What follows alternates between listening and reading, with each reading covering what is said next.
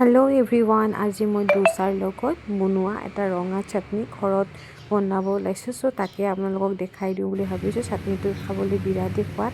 তাৰ কাৰণে মই নহৰুকে ফুটামান লৈছোঁ, নৰসিংহৰ পাত আৰু এটা বিলাহী দেখিয়ে পালে। এতিয়া ভিডিঅ'টোত দেখুৱাৰ নিচিনাকৈ এখন কেৰাহী পাতি তাতে অকণমান তেল দি মই ইয়াতে দি দিছোঁ বুটৰ দালি। বুটৰ দালি মই প্ৰায় আপোনালোকে এয়া দেখিছে হিচাপত লৈছোঁ। আপোনালোকে চাটনিটোৰ পৰিমাণ যিমান বনায় সেই হিচাপত।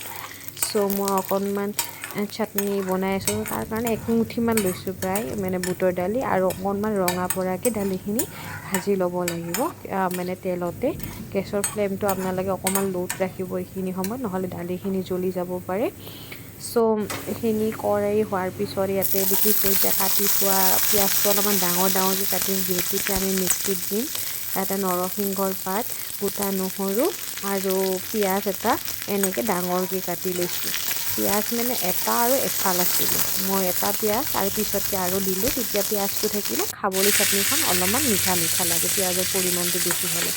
আৰু বিলাহীটো যোনটো দেখাইছিলোঁ সেইটো বিলাহীটো কাটি থোৱা বিলাহীটো দি দিছোঁ।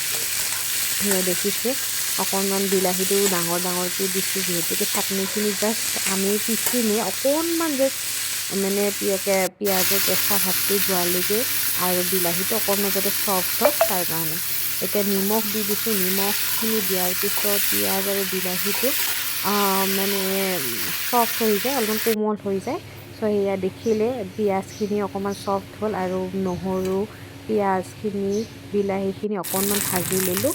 ভাজি লৈ এতিয়া মিক্সিত পিচি দিলোঁ মই সেইখিনি গোটেইখিনি। এতিয়া মই ইয়াতে এটা তড়কা দিছোঁ। তড়কাটোত বেলেগ নহয়, অকণমান জাষ্ট তেল দি তাতে বেহৰ কেইটামান ফুটাই ল'ব আৰু নৰসিংহৰ পাত কেইটামান দি, এইয়া দেখিছে এইটো ডোছাৰ লগত খোৱা চাটনিটো ৰেডি হৈ গ'ল। আপোনালোকে